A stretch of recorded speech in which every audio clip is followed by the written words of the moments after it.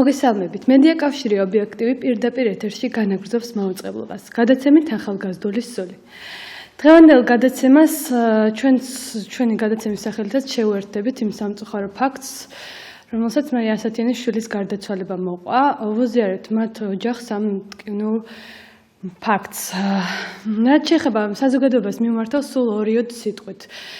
ძალიან კარგია, რომ ასეთი შედეგი მოყვა, გამოხმაურება, მაგრამ საქართველოში არის უამრავი ადამიანი, უამრავი ახალგაზრდა, რომელიც უსახსრობის გამო, შიმშილის, სიცივის გამო იღუპება.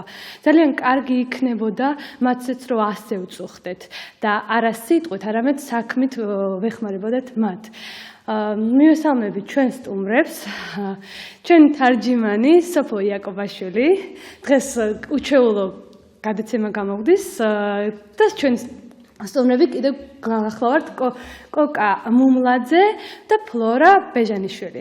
კოკა მუმლაძე გახლავთ პროექტ ნიჭიერის ერთ-ერთი მონაწილე, რომელიც თავის მეწყვილესთან ერთად სიმღერით გამოვიდა და ჟესტური ენით შეგვისრულა სიმღერა.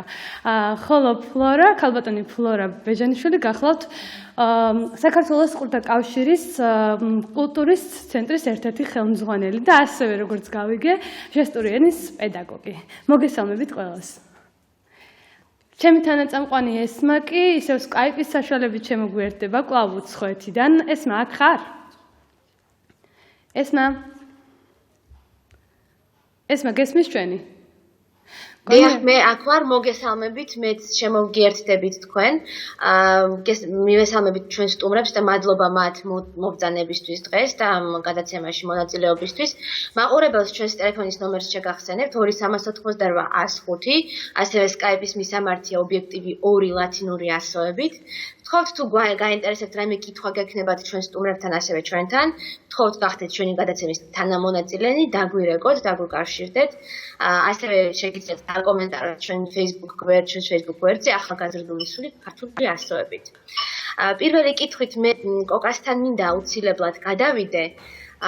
ძალიან საინტერესო არის თქვენი განათლების საკითხი, სმენის არ მქონე პირების. ესმა ძალიან დიდი ბოდიში, სულ 2 სიტყვით, მოდი ჩვენს მაყურებელს შევახსენოთ კოკას თავი და გავუშვათ ვიდეო კოკას და ნინის სახელწოდებით. თუ შეიძლება გავუშვით ვიდეო.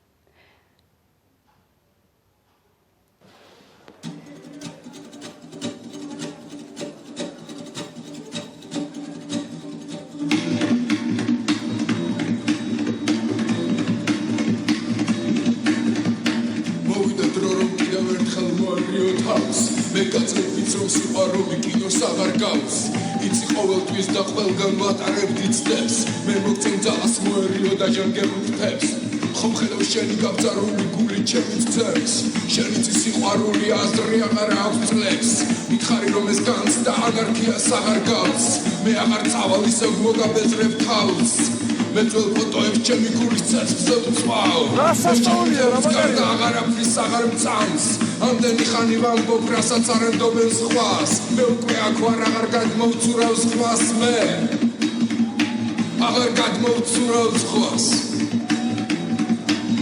მე აღარ გადმოვცურავ სხვას ჩვენ გაშორებას როგორც სიკვდილს გული ვერ იტევს დატალე ანძა როგორც ჯვარი საფლავს დაადგეს როიტყვის ყველაფერს რასაც ვერ მოვასწრებ რომ თქვა თქვენ გზავთ ყველაფერს რასაც ვერ მოვასწრებ რომ ქნა და ჩემგან დარჩენილ და ბლედილად ასტომს ბავშვები ნახავენ თუ ოდეს მე მოვიგებ დომს ჩვენ მოვიგებ დომს ჩვენ მოვიგებ დომს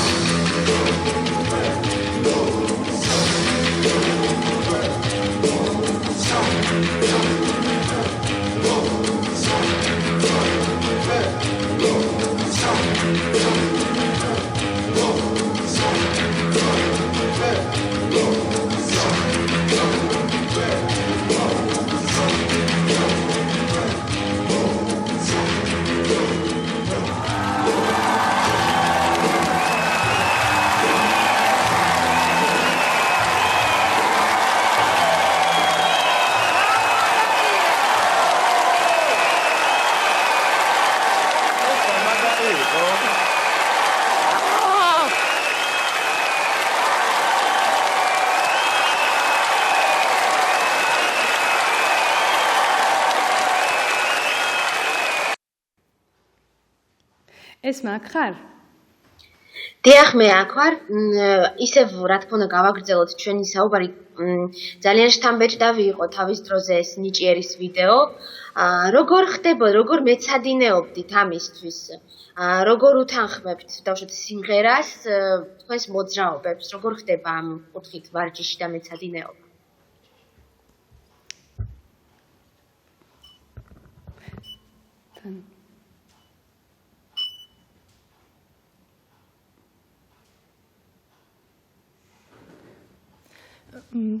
ანუ ჩვენი რეპეტიციები შემდეგნაირად მდგომარეობს, როდესაც სიმღერა ირთვება და როდესაც გავართ, ჩვენ ვუსმენთ, ესე ვთქვათ, ვიბრაციით, ტექსტს სწავლობთ წინასწარ და მელოდიასთან ერთად შემდეგ უკვე აღარ გვიჭირს, რომ ეს სიტყვები თუნდაც ჩავაჯინოთ რიტმში. ეს ვიბრაციას შეგრძნება ან სხეულით გრძნობენ თუ როგორ გრძნობენ ამ ყველაფერს?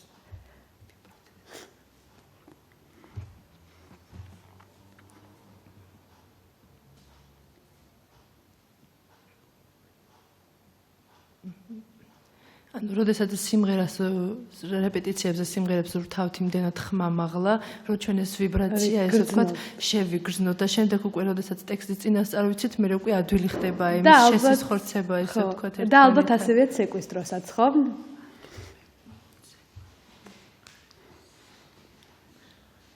მე ვფიქრობ, ცეკვა ცოტა სხვანაირად არის, კაპიტანი ფლორა პასუხობს. ცეკვაში ძირითადად არის თულა, მასწავლებელი უდგათ მათ წინ, მოძრაობები ეს მათ წინასწარ იციან, მაგრამ ესე ვთქვათ მელოდიაში ჩასმა, რასაც ქვია, ამას უკვე ვიბრაციით აქ ვეღარ გავალთ, აქ თვლებით ვაჯენთ იმ მილეთებს, რაც უკვე წინასწარ გვაქვს დაზეპირებული და აქ უკვე თვალის მეხსიერება უფრო ჭარბობს. ცეკვის ვიდეოს შემდგომში ვიხილავთ და მოდით კოკასთან გადავალ შეკითხვით. როგორი შედეგები მოყვა ნიჭიერში გასვლას? მე მისი ცხოვრება როგორ წარიმართა და რა მდგომარეობაშია დღეს? და მე როგორც ვიცი დაოჯახებულიც გახლავთ, ხომ? თუ არ ცდები? არა, თუ შეყვარებულია. შეყვარებული ყავს სავარაუდოდ. მისი ცხოვრების შესახებ მოგვიყვეს თუ შეიძლება? ჩემი დღევანდელი ცხოვრება, ესე ვთქვათ, გაცილებით უკეთესია, ვიდრე ადრე იყო. ადამიანების მხრიდან უფრო მეტი პატივისცემა წამოვიდა, ადრე ცოტა რთული იყო, მაგრამ ეხლა ვგრძნობ, რომ სიტუაცია გაუმჯობეს და ურთიერთობების მხრივ.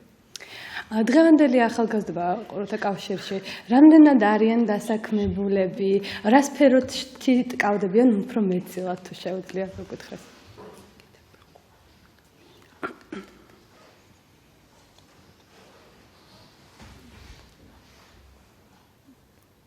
აი მაგალითად თავისუფალ დროს ჩვენ ყურები ზოგი რეპეტიციებზე არიან და ცეკვაზე რეპეტიციობენ, ზოგი მუშაობს, ზოგი მაგალითად კულინარიით არის დაკავებული და ამით ატარებს თავისუფალ დროს, ზოგი კოლეჯშია და ყველას თავისი საქმე აქვს, ესე ვთქვათ.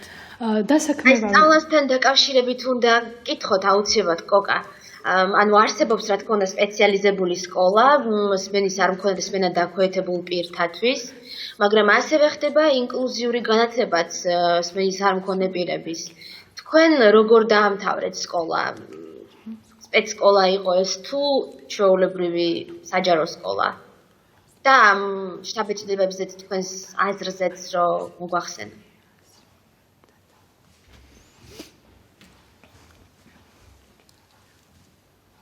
მე მაგალითად დავამთავრე ჩვეულებრივი საჯარო სკოლა. თავიდან ცოტა გამიჭირდა, მაგრამ ჩემთვის ესე ვთქვათ არ იყო რთული. როგორ ფიქრობთ, საჯარო სკოლა, ანუ ჩვეულებრივ საჯარო სკოლაში ჯობია სწავლა თუ უფრო სპეციალიზებულ სკოლაში უფრო მეტ განათლებას მიიღებდით?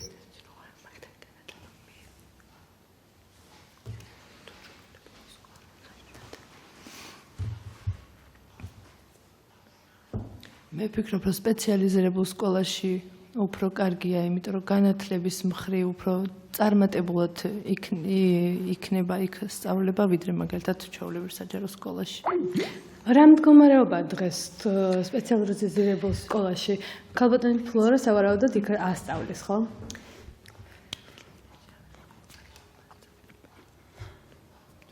სწავლების პროცესებზე თუ შეუძლიათ რო გითხრან.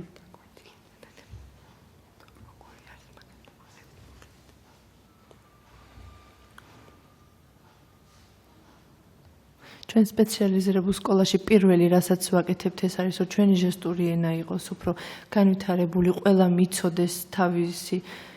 ყველა მიცოდეს ჟესტური ენა კარგად და ჩვენთვის აი ეს არის მნიშვნელოვანი მაგალითად სპეციალიზირებულ სკოლაში. ერთი თემა უნდა რომ დაამატოს მაგალითად თარჯიმნებთან დაკავშირებით ადრე ეს რაც არ იყო. ეხლა როდესაც ვუყურებ უკვე ძალიან მომწონს სუბტიტრები დაემატა თარჯიმნები რომლებიც კუთხეში იქ არის გამოსახული ესე განათლება და ესე ინფორმაციის დონე უფრო მატულობს რაც ძალიან მოსწონს. აი სკოლაში თქვენი ყოფნის დროს თქვენ თქვით რომ რაღაცა გაგიჭირდათ კოკა თავდაპირველად. მასწავლებლები იქ ჟესტურ ენაზე საუბრობენ, მათთვის უფრო გასაგებია ეს და აი ამიტომ ვამბობ რომ სპეციალიზებულ სკოლაში უფრო კარგია რომ ყველა საგანი ჩვეულებრივად ისწავლება აქაც? ყველა საგანი ჩვეულებრივად როგორც საჯარო სკოლაში აქ არ აქვს მნიშვნელობა ისტორია, ფიზიკა თუ მათემატიკა, იხსნება ეს მხოლოდ მათ გასაგებ ენაზე და აი ეს არის უბრალოდ განსხვავება, მეტი არაფერი.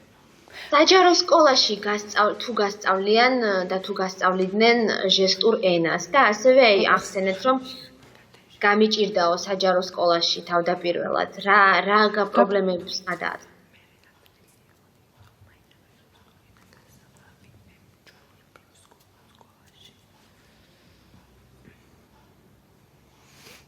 არა, კოკას ეხება.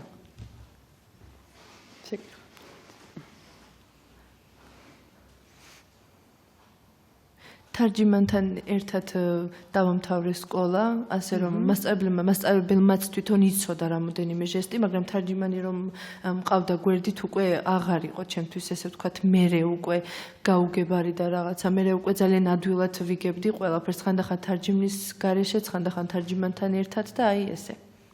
ქალბატონ ფლორესთან გადავალთ შეკითხოთ. ყველა სკოლა ჩვეულებრივი სკოლები არის თარჯიმნებით თავით მოყავთ თვითონ თარჯიმნები თუ რა ხდება როგორ ასწავლიან? ყველა სკოლაში ხდება ესეთი სწავლება თუ არა?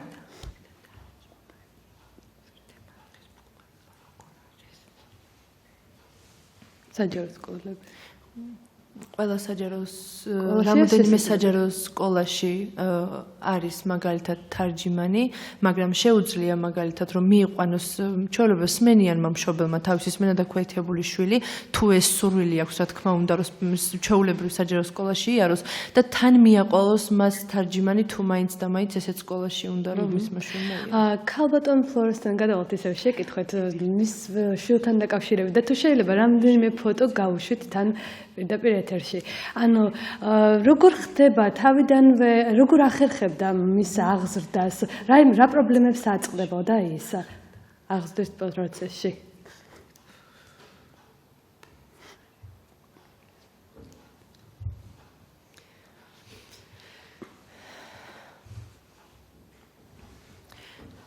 ჩვენი ოჯახი ვართ სმენა დაქვეითებულები მთლიანად ყველა წევრი. ჩემი ბიჭი, როდესაც დაიბადა, თავიდან ცოტა გაუჭირდა.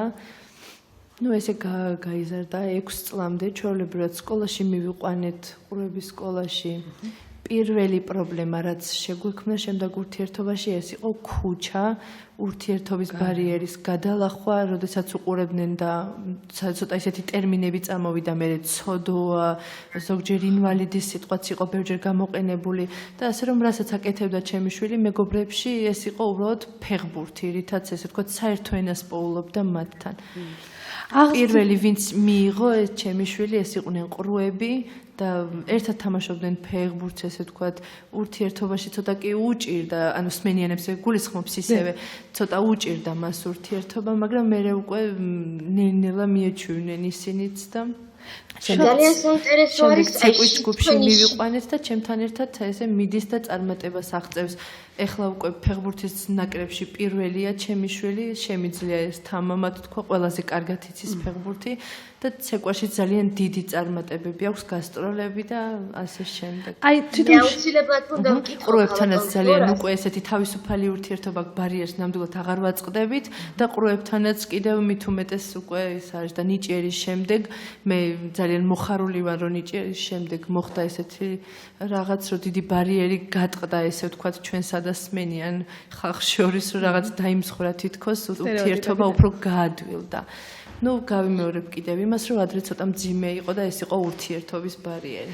აი თქვენ ახსენა რომ თვითონ სმენა დაქვეითებული შვილიც სმენა დაქვეითებული და ან როგორ ხდება მშობლის მიმართ აღზრდა ამ მდგომარეობაში რა აი ეს ვიგულისხმობ რა პრობლემებს აწყდება თუნდაც ურთიერთობა როგორ ხდება აი მაგალითად ერთმანეთს როგორ აგებინებთ თუ სხვადასხვა ოთახებში ხართ ან ბავშვს თუ რაღაცა უნდა აი ეხლა ცემს პასუხს აი მაგალითად როდესაც ჩვეულებრივი სმენიანი მაგალითად გააჩენს თავის შვილს და მან იცის რომ ეს არის მოლაპარაკე არის კიდევ მეორე ვარიანტი როდესაც სმენიანი გააჩენს მაგალითად და შვილი არის სმენა დაქვეითებული ხო აი ცოტა უჭირთ ხოლმე მაგათთან ანუ მათ შვილებთან ურთიერთობა მაგრამ მე როდესაც სმენა დაქვეითებულია და ჩემი შვილიც იგივე პრობლემით იბადება ჩემთვის არ ყოფილა მაგალითად არანაირი პრობლემა მასთან აი ტირილის დროს დავუშვათ ძალიან სილაპარაკობთ მაგრამ მაინც ესე ტირილის დროს როცა არ ესმის მას მისი ხმა ამ შემთხვევაში ალბათ უფრო მეტად ხშირად აკითხავენ ამ დროს თუ რა ხდება როგორა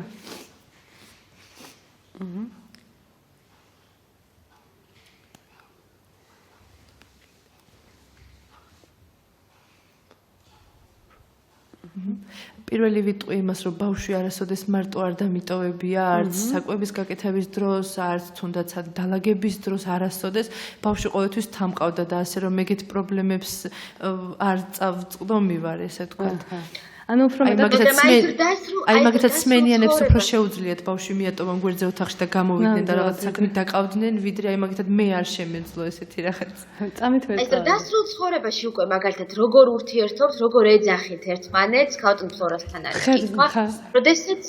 როდესაც მაგალითად სხვადასხვა ოთახებში ხართ.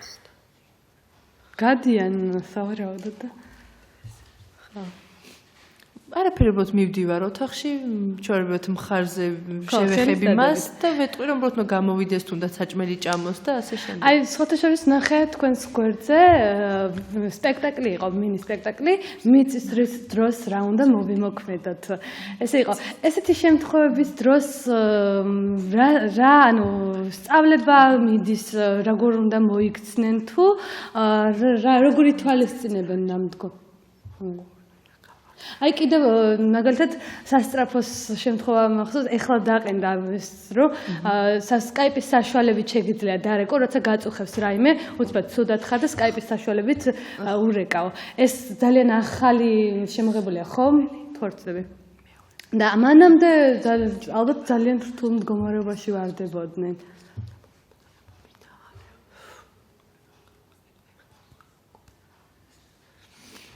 ადრე მაგეთად აი მაგ თემასთან დაკავშირებით უნდა პასუხი გასცეს, როდესაც ბავშვი ცუდად მყავდა, სიცხე აუწევდა, ხან სასწრაფოს გამოძახება მჭირდებოდა, ხან მაგალითად პატრულის ყოველთვის მეზობელთან გავრბოდი, რომ სმენიან მეზობელთან რა თქმა უნდა, ვუკაკუნებდი და როგორღაც ვაგებინებდი, რომ მჭირდებოდა დახმარება და ტელეფონზე ვარეკინებდი.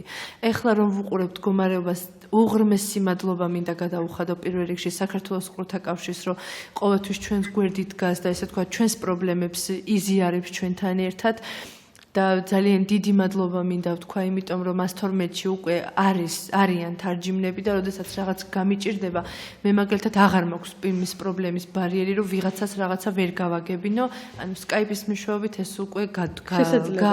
აი მაგალითად თქვენთან სახლში როდესაც მოდიან სტუმრები და ვიღაცა კარზე აკაკუნებს თუ როგორ იგებთ ხოლმე, როგორ იღებთ იმ ინფორმაციას, რომ ვიღაცა არის მოსული და კარი უნდა დავსკავო. ჩვენ კარებზე გვაქვს დაყენებული ესეთი ღილაკი, სმენიანებს გვაქვს ესე ვთქვათ ზარი, მაგრამ იგივე ღილაკის გამოყენებით ჩვენთან ოთახში სინათლე ინთება პატარა ნატურის მეშვეობით და როგორც ყველას აქვს თავისი კომფორტი შექმნილი, ასევე ჩვენც გვაქვს რაღაც სპეციალური რაღაცები და მოდით კოკასთან გადავალ შეკითხვით. აი ქუჩაში სიარულის დროს რა პრობლემებს აწყდება?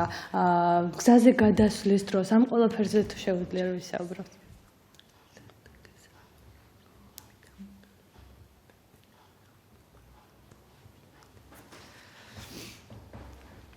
ვფიქრობ, რომ ეს ჩემთვის ნამდვილად პრობლემას არ წარმოადგენს, როგორც ყველა ნორმალური ადამიანი ჯერ მარჯვნივ, მერე მარცხნივ ვიხედები და ესე თავისუფლად გადავდივარ ამაში. როგორ ხდება ურთიერთობა იმ ადამიანებთან, რომლებმაც არ იციან ჟესტური ენა, მაგალითად, თუ კი მიდიხართ რაღაც სახელმწიფო ორგანოში, ან და ასე შემდეგ. თუ შეგიძლიათ, მაგალითად, ტუჩების მოძრაობით თუ ასწავლიან და თუ ისწავლება ეს რაღაც ტექსტის გაგება და თუ არის ეს მიზანშეწონილი. პირველ რიგში, მაგალითად, თუ არ იცის მან ჟესტური ენა, წერილობითი ფორმით გადავცემ მას იმ საჭიროებას, რაც მინდა ესეთ დაწესებულებებში. და მოთხოვნა თუ აქვთ, რომ ყველა დაწესებულ სახელმწიფო ორგანოში იყოს ჟესტური ენის თარჯიმანი.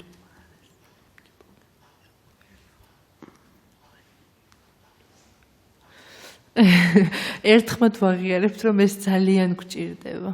და შედეგები რამე არ იმიტომ რომ 1000 რაღაც გვჭირდება, როგორც მეტყველებს გვჭირდებათ, მაგალითად მეტყველი ჩვეულებრივ უყურებს ტელევიზორს და იგებს ყველა ინფორმაციას. აი ჩვენთვის ცოტა გაუგებარი იყო ეს ადრე, ეხლა თარჯიმანი ყავს, ასე რომ დავამატებდით იმას, რომ ეს საჭიროება ყველა ყრუს საჭიროება არის, რომ ყველა დაწესებულებაში, ყველა ტელევიზიაში, ესე ვთქვათ, რომ ერთი თარჯიმანი მაინც, ერთი ადამიანი მაინც ვინც იცის ეს ჟესტური ენა და ძალიან ცოტა მინდა დავამატო სახელმწიფო დაწესებულებებში.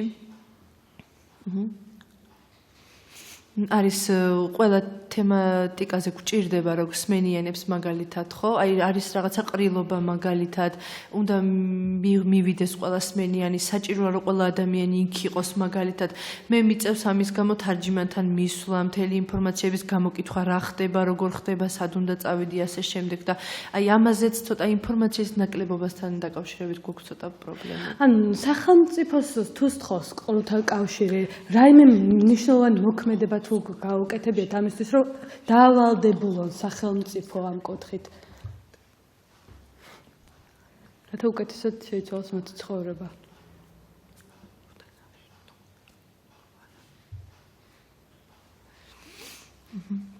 რა თქმა უნდა, ჩვენი საქართველოს ყრუთა კავშირი არ წყვიტავს ესე ვთქვათ შეხსენებებს და ასე შემდეგ სახელმწიფო და საჯარო დაწესებულებებში და ძალიან დიდი მადლობა უნდა ვთქვათ, რომ რუსთავიორში არის რამოდენიმე გადაცემა, მაგალითად, სადაც თარჯიმანია და ამისთვის მადლობა მინდა ვთქვაო და ასე შემდეგ. მე აუცილებლად უნდა გკითხოთ, აი კოკას თქვენ სწავლობდით ჩვეულებრივ სკოლაში და ფაქტობრივად თარჯიმანთან ერთად ისწავლეთ. მაგრამ დავუშვათ, როდესაც რამდენიმე სმენის არ მქონე პირი არის სკოლაში, იმდენივე თარჯიმანი არის, რომ მასთან ყველა გაკვეთილზე იჯდეს თუ როგორ ხდება ამ შემთხვევაში, როგორ ნაწილდება?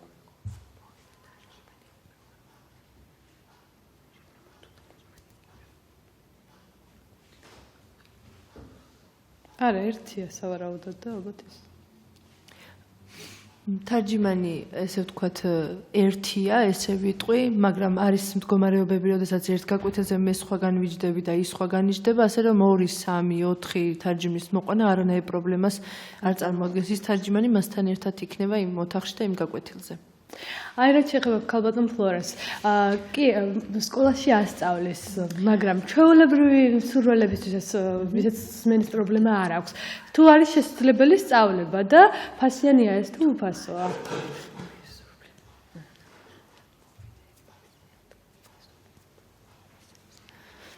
თუ მაგალითად თქვენ სურვილი გაგიჩნდება ჟესტური ენის სწავლა, შეგიძლიათ მობრძანდეთ საქართველოს ყრუთა კავშირში, ჩვენ იქ ყველაფერი გვაქვს, ასევე ჟესტური ენის შემსწავლელი კურსებიც. რა თქმა უნდა, ეს არის უფასო, არანაირი აქ გადასახდელი არ არის. ყავს ყრუთა კავშირში ქალბატონი ნათია ჯაფოშვილი, სახელით დაასახელა, შეგიძლიათ მას მიმართოთ და დაიწყოთ ესე ნებისმიერ დროს მობრძანდეთ და დაიწყოთ ამ ენის შესწავლა. აი მაგალითად ესე ქალბატონ ფლორასთან შეკითხოთ. მაგალითად უცბად მოხდა ერთ-ერთ ოჯახში ისე რომ არავითარი არც ერთ მის მშობელს გენეტიკურად არ აქვს ეს პრობლემა და უცბად მოხდა შემთხვევა რომ შვილს აღმოაჩნდა სმენის პრობლემა. ამ შემთხვევაში როცა მიდის ყრუთა კავშირში და არ აქვს გამოცდილება, მხოლოდ ჟესტური ენის შესწავლელი კურსებია თუ უბრალოდ კიდევ ეხმარებიან ფსიქოლოგიურად იმაში რომ გადაალახოს ეს ბარიერები?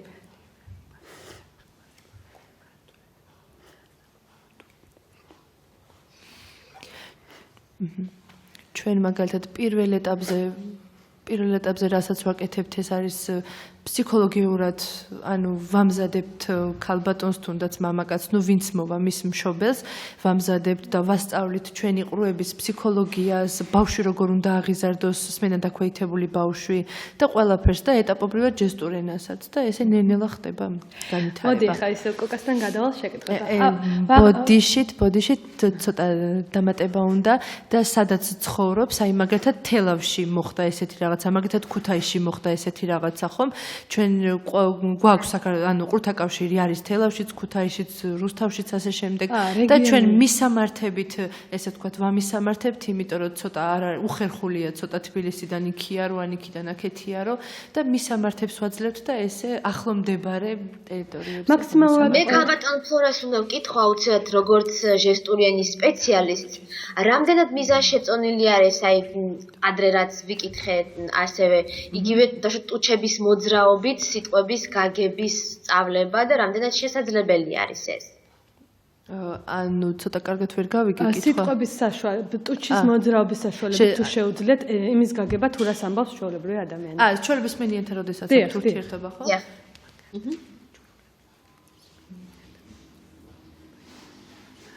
ტუჩის მოძრაობით.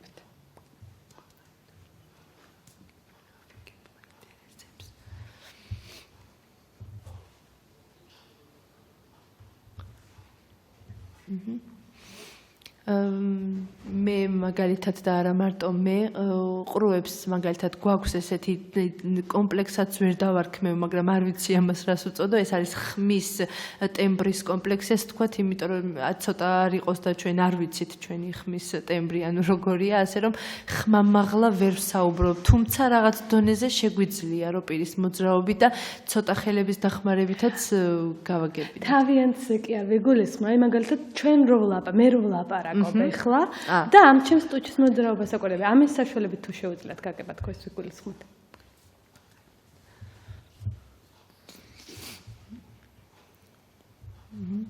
პირის აპარატი ანუ არ უნდა იყოს დაკომული და არ უნდა იყოს ცოტა ესეთი მოძრაობები, ცოტა გავაღოთ და ცოტა ესე თუ გააკეთოთ, მაშინ უკვე ყველაფერი გასაგებია, მკვეთრი ბაგის მოძრაობებით. ყველა მე აუცილებლად უკეთ ბოდიში მარი რომ გაწყვეტინებ, მე აუცილებლად კოკას უნდა ვკითხო სკოლასთან და უმაღლეს სასწავლებლებთან დაკავშირებით.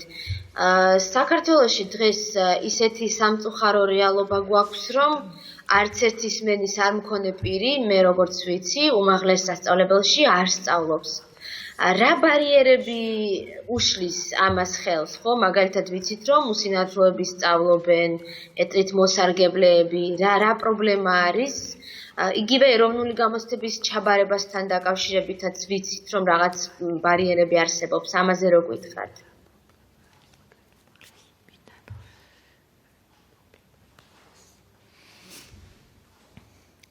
პირველ პრობლემას, რასაც გამოვყოფდი, ეს არის რომ ამას პრობლემას ვერ დავარქმევ, ანუ ჩვენთვის მაგალითად, ჩემთვის პირადად არ იქნებოდა პრობლემა არანაირი უმაღლესში დამემთავრებინა, მაგრამ სახელმწიფო ცოტა არ უზრუნველყოფს, ესე ვთქვათ, თარჯიმნებით კი არა, ანუ არ არის ესე ვთქვათ სრული გარემო შექმნილი, ადაპტირებული, ესე ვთქვათ.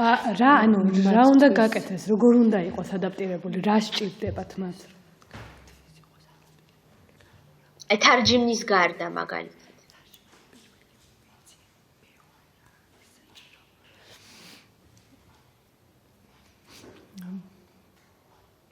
პირველი ეს თარჯიმნები თქვენ სწორად ახსენეთ.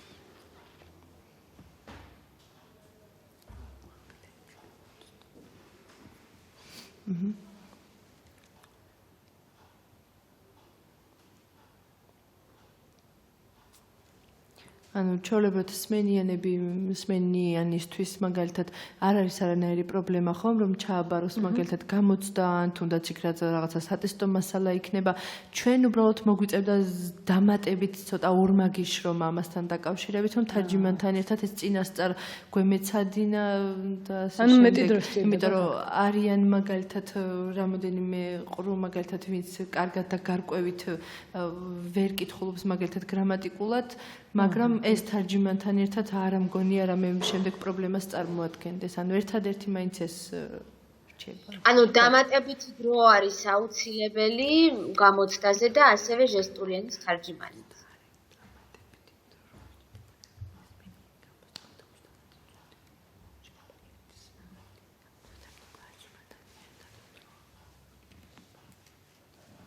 კი, აი ეგ არის ნამდვილად დამატებითი დრო იქნებოდა შემდეგ. მოდით პროფესიულ სასწავლებელში სწავლისას ყავთ ხომ თარჯიმნები უზრუნველყოფს სახელმწიფო და უნივერსიტეტებში თქვენი აზრით რატომ არ უზრუნველყოფს და ხომ არ შეიძლება რაიმის გაკეთება რათა მან უზრუნველყოფს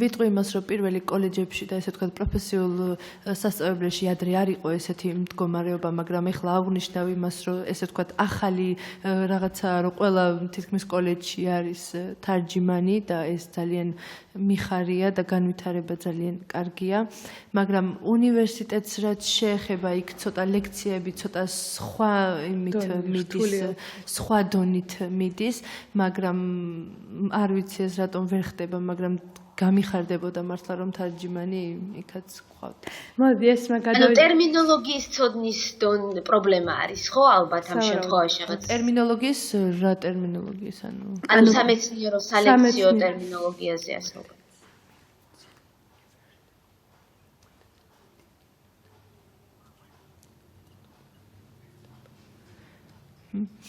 ამას ჭირდება, რა თქმა უნდა, მაგალითად სამედიცინოზე, რაც ვახსენეთ, არა მარტო სამედიცინოზე, არამედ არის ძალიან ბევრი საკითხი უნივერსიტეტებში, მაგალითად სამართალი გვაქვს, იქ ბუღალტერია გვაქვს, მენეჯერი, ასე შემდეგ. ყველა სფეროს ჭირდება თავად, ესე ვთქვათ, სპეციალიზირებულად განვითარებული, ესე ვთქვათ, თარჯიმანი, გადამზადებული თარჯიმანი, ესე ვთქვათ. იმიტომ რომ იქ არის რაღაც ისეთი სიტყვები, რასაც სპეციალურად წინასწარ გადამზადება. დახვეწა სჭირდება. მე აუცილებლად სკოლასთან დაკავშირებით ეც უნდა კითხოთ ერთი ბოლო კითხვა დავსვა. ძალიან ხშირად გამიგია მე სხვადასხვა სპეციალისტებისგან, რომ მასწავლებლების ცნობიერების გამო და რაღაც ნაკლებობის გამო ამ ცნობიერებისა ხშირად მხოლოდ იმიტომ, რომ ბავშვი არის სმენის არ მქონე, მას აძლევენ უფრო ნაკლებად მძიმე და ნაკლებად რთულ დავალებებს. და ამის გამო ვერ ხდება მასში იმ უნარების განვითარება, რომელიც მაგალითად ეროვნული გამოცდების ჩასაბარებლად დაჭირდებოდა. რამდენად შეხვდით თქვენ პირადად ამ პრობლემას და რამდენად ხედავთ ამ პრობლემას?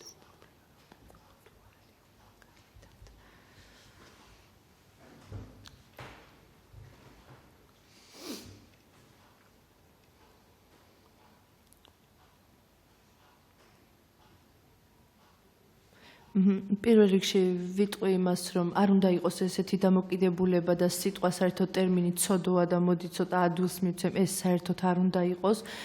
იმიტომ რომ არ არის ეს სწორი დამოკიდებულება, მით უმეტეს მასწავლებლის მიმართ, ასე რომ ესე არ უნდა იყოს, ჩვეულებრივად ადვილთან ერთად რთულიც უნდა იყოს, ესე ვთქვათ, შეჯამებულად, რაც ჩემ შემთხვევაში იყო და ანუ არ გავუსწრებ. რა ხარჯებთან არის დაკავშირებული, თუნდაც გადაცემის თარჯიმნის აყვანა, ყოველ სისტემატიურად რომ თითქმის ყველა გადაცემა მოიცავს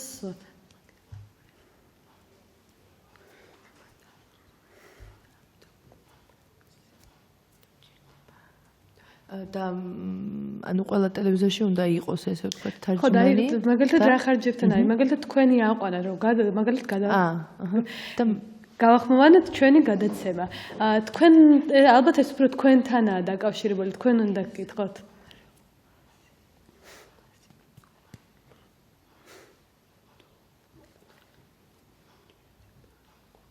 რა ჯდება თარჯიმნის ანაზღაურება იმისათვის, რომ გადაცემა გახმოვანდეს?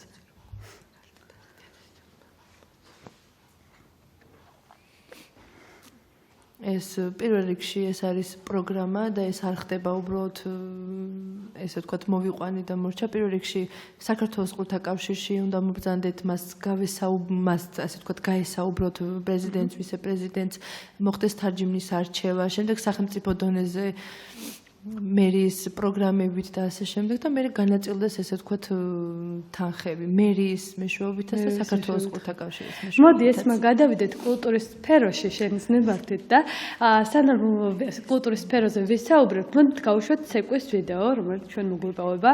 თუ შეიძლებაც გავუშვით ვიდეო.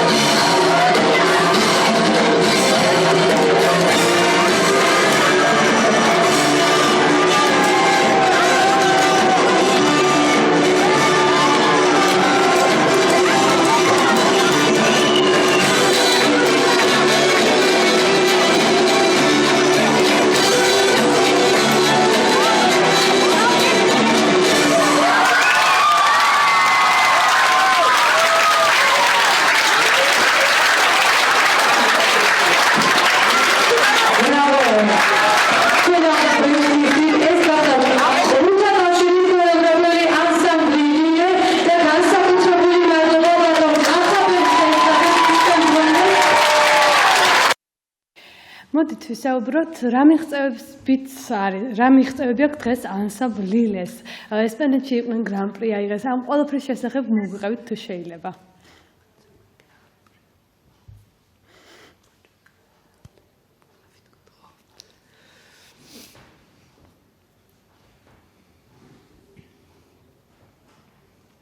ჩვენ ესე ვთქვათ, ჩვენი გუნდი პრაღაში ვიყავით, გერმანიაში ვიყავით. ახლა ხანს მიგვიწვიეს კიდე იქაც ვიყავს სულ ყველა მეტყველი იყო აბსოლუტურად ჩვენ ვიყავით მხოლოდ წმინდაქვეითებულთა ჯგუფი მოცეკვავეები, როდესაც ჩავედით მეგონა რომ ვინმე დაგხვდებოდა ეგეთი ესე ვთქვათ ყრუ, მაგრამ სულ ყველა სმენიანი იყო ესე ვთქვათ, როდესაც ვუყურებდი მათ ცეკვას და ისინი როდესაც გვიყურებდნენ ჩვენ, ძალიან უკვირდა და ძალიან დიდი სიხარული იყო მათში და ყველაზე ესე ვთქვათ სასწაული კიდე რაც იყო, როდესაც მოვიპოვეთ გრან-პრი და ჩამოვიტანეთ, ყველა დარწმუნდა იქ მყოფი იმაში, რომ ჩვენ ესე ვთქვათ წმინდაქვეითებულებს შეგვიძლია რაღაც და შეზღუდული არ არის შესაძლებლობები. ახლა ხანს ვიყავით ერთი კვირის წინ დაახლოებით ისრაელში ვიყავით კიდევ მიწვეულები და ესე ვთქვათ ძალიან დიდი მიღწევები გვყავს, რითაც ვამაყობ, თითოეული ბავშვით ვამაყობ და ძალიან მიხარია რომ ესეთ ჯგუფში ვარ და ესე ვთქვათ არა ვართ გამოყოფილები და ჩვენსმენიანთან ვართ ესე ვთქვათ გატოლებულები რასაც კიდევ რაიმე მნიშვნელოვან გეგმებს აპირებენ თუ უბრალოდ დროს მნიშვნელოვანი გეგმები აქვს?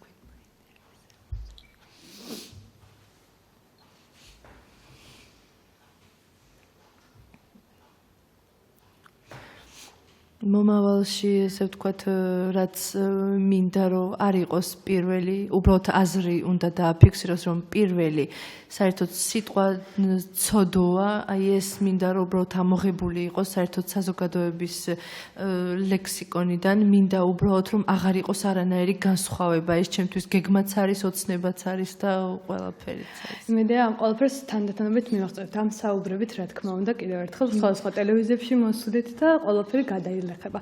რაც ეხება აუცილებლად უნდა ვკითხო, გადავიდე კითხვით ფლორასთან, თარჯიმნებთან დაკავშირებით და რესურსებთან დაკავშირებით. მე რამდენიმე წლის წინ ესეთი ინფორმაცია მქონდა და გამიგია, რომ ძალიან რამდენიმე 1000 სმენის არ მქონე პირზე საქართველოში მოდის მხოლოდ რამდენიმე ათეული ჟესტური ენის თარჯიმანი. Რამდენად უმჯობესდება ეს სიტუაცია, რამდენად საკმარისი არიან თარჯიმნები და რის გამო არის რომ არ არიან საკმარისნი, ანუ ეს არის ფინანსები, თუ ეს არის ასევე დავუშვათ мотиваციის და ინფორმირებულობის ნაკლებობა საზოგადოებაში.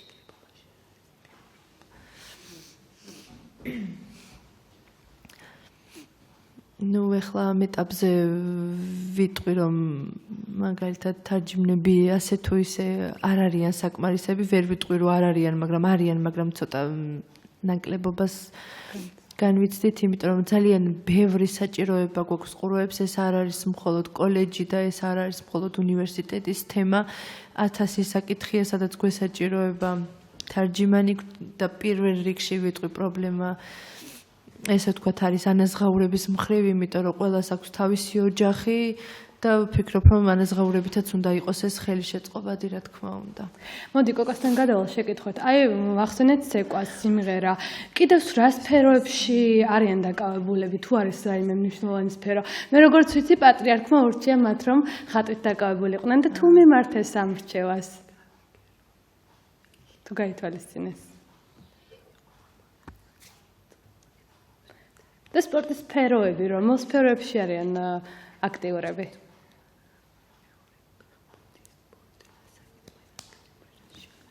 თვითონ მარტო კოკა თუ მთლიანად? არა, ზოგადად.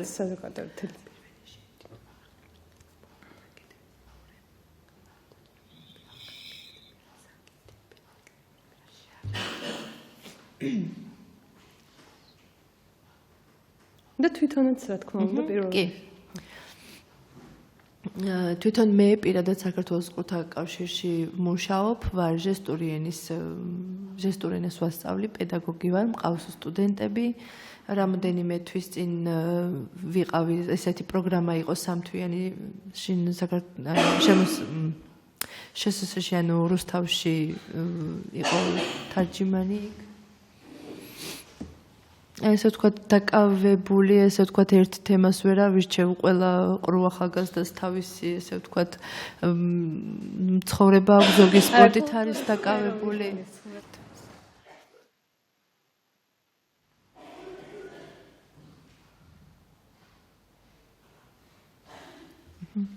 ნენელა ვითარდებით, ესე ვთქვათ, ჩვენც რაც ახსენეთ, ეს არის სიმღერა, ცეკვა, გვაქვს კიდევ სპორტი. მე მაგალითად ჩემთვის დღეები უკვე დათქმული მაქვს, ესე ვთქვათ და ვიცი რომ დავდივარ რეპეტიციებზე ყურთა კავშირში. მეცადინეობ სიმღერებისთვის, კონცერტებისთვის და ასე შემდეგ. აი რამდენად ბევრი ადამიანი მოდის თქვენთან ძალიან დიდი ბოდიში ესმა დრო ამოიწურა ჩვენი სამწუხაროდ. ქალბატონი ფლორა შეუძლოთ გახდა თან კიდევ და ამიტომ ჩვენს მაყურებელს დავამშვიდობებით და ზუსტად 2 კვირით დაგიბრუნდებით და ყურთა საზოგადოებას კი წარმატებებს ვუსურვებ და მნიშვნელოვან აქტივობებს. მომავალ შეხვედრამდე. ნახვამდის.